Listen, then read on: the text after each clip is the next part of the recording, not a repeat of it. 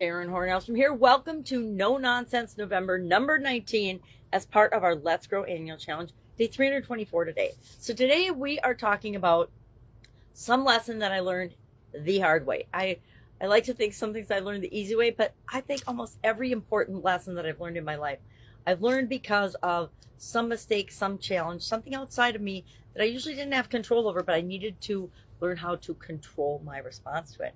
And our tip today is letting go of control, letting go, especially of the things that we have no control over. And we're going to use the letting go worksheet as a guide for this. And I'll talk about how to get a worksheet, how to do a worksheet in a minute.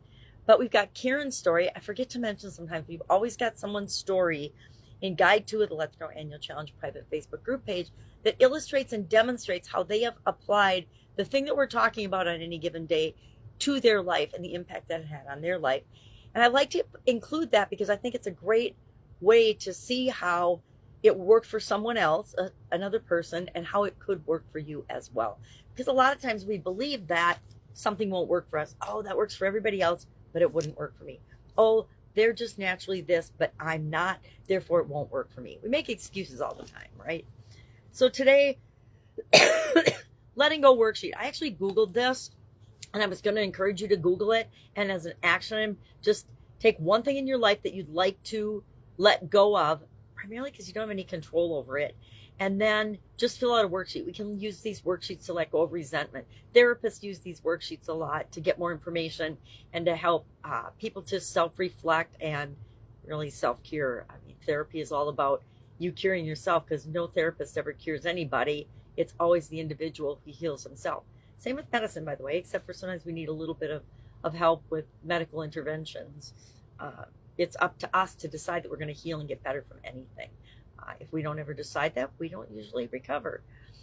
So today, I encourage you to look up one of these worksheets. Don't bother buying one because it'll take you a day or so to get it, even if you get it on Amazon, or unless it's an instant download. But you don't have to pay to get a worksheet to do anything, especially if you're not a therapist and you're not going to use it over and over and over again. Why would you buy somebody else's worksheet when it's just as easy and actually way more effective to create your own?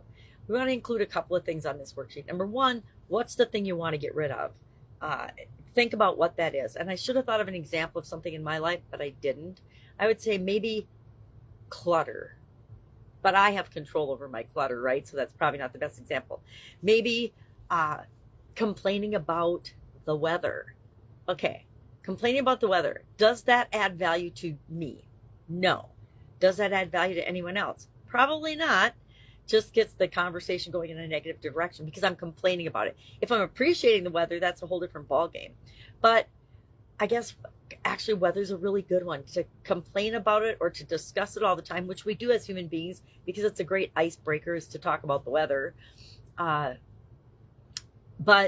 if we're complaining about it and looking at it as a negative thing, and it's something we have zero control over, because I don't know about you, but I don't have a weather machine that can control the weather, and I don't know anybody that does. So there is something that is absolutely positively something I have no control over. All I can control is my attitude, my beliefs, my thoughts, my mindset, my choices, my thinking about the weather, right? And guess what? Any kind of weather, no matter what, can be super fascinating and fun. If we approach it with curiosity, that's one way to deal with it. Something that we can't control, let's get curious about it. Well, what do we know about it? How does it work? How might we interact with it in a positive way, etc.? So the first thing we want to do is identify what it is that we really don't have any control over, that we're trying to control, or we're trying to control it by complaining our way out of it. What's something like that? And then we want to find, or we want to analyze it and use that worksheet or a worksheet to get rid of it. Well, there's three components of that. What is it? What are the things that trigger you about the weather, for example? For me, it's if I've got plans to do something outdoors and the weather is unexpected, as in it was projected to be nice and now it's going to be a blizzard or a rainstorm or a flood or whatever, that frustrates me because my plans have to be changed. Guess what? Our plans change all the time. So that's me making something I can't control. I'm giving it power and control over me, and I don't really want to do that. Secondly, we want to look at uh, proactively accepting it. I don't have any way to control the weather. Therefore, I'm going to accept whatever it is. I quit watching the weather and things a long time ago. My kids did. They still do because they're interested in outdoor activities and sports. But me, I just roll with it now. Whatever it is, I open the door in the morning, let the dogs out, and I see what the weather is right now because I know it can change anytime. And so why would I spend any time and energy being upset about that? And then finally, we want to reflect on, as part of our worksheet, and let go of well, we want to reflect on it first, and then we want to release our attachment to outcomes, especially for things we can't control. Now, I'm going to use an example that will probably irritate a lot of people, but the recent presidential election has got a lot of people upset. Do you have any control over the outcome of that election? Well, you did. You had the power to go and vote, and we voted and it turned out a certain way. I've definitely been disappointed by election results in the past and had emotional impacts of that. But were they in any way, shape, or form positively contributing to my life? Absolutely not, right? Because I have no control over that. I can cast my vote, but beyond my vote, doing my civic duty, that's it for millions and millions and millions of us, right? So am I going to be upset about it? Am I going to go online and bitch and moan and complain about my candidate lost or my candidate won?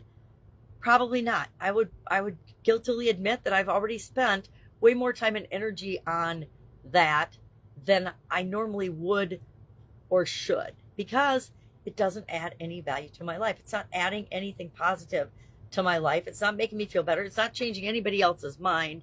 And so that is a good one to apply. If you're struggling with that at all, letting go of control of that, this is a good one to do the worksheet on today.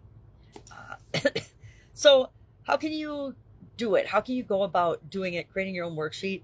Find a letting go worksheet online. I would say just look at it and on a piece of paper, answer it. Don't buy one. If you want to go buy one, go ahead, but that's going to delay you taking your action. And we always want to do our action right now. As soon as we decide we're going to do something, we want to take action on it. Pick something small if you want, that to just practice getting familiar with the worksheet, and then go for something a little bigger. For a lot of people right now, there's significant emotion around this particular election.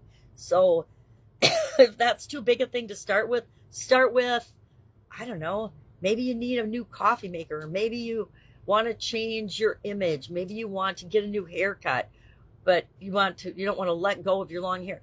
That is actually a real thing for women, by the way. I will attest to that we like our long hair. Number one, it's flexible. You can put it in a ponytail. There's all kinds of advantages to it, but it is also kind of like a shield of protection. I don't know if many people talk about that, but it actually is. I don't know where we get that idea or that belief, because it doesn't really protect us against anything, but it feels like that, at least for emotional and spiritual things, in my humble opinion. All right, so what's our action item today?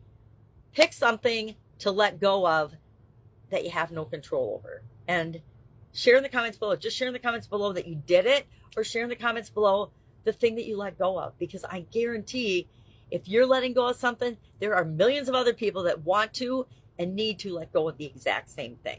Letting go of false beliefs is a huge one. I think on Canva you can get a one with balloons on it. What are thoughts and beliefs that I still have that I want to let go of? And it's also an exercise. You write it in the balloon, and then you imagine yourself releasing that out into the universe so that you don't have to have it weighing you down anymore. I really like that analogy with the balloons. I've actually done that to let go of things, false beliefs in particular. I've used the balloon thing. I actually wrote it on paper, rolled it up, stuck it in the balloon, blew the balloon up, and actually let it go. I know, hopefully I didn't kill any birds, but people let balloons go all the time, accidentally usually. All right, that's all I've got today. If I can help you in any way, ask. Letting go is a thing that I will always work on for the rest of my life, as will probably the rest of us, if we're honest with ourselves. We seldom let go of something and then it's gone forever. I always thought that it kind of should be, and maybe I need to adopt the belief that, hey, once I let this go, it's gone forever. I choose to believe that, therefore I'm going to make it so, but I haven't done that. I don't know why. Good question. Something to reflect on today. All right, Have an awesome day, and I'll, of course, be with you tomorrow.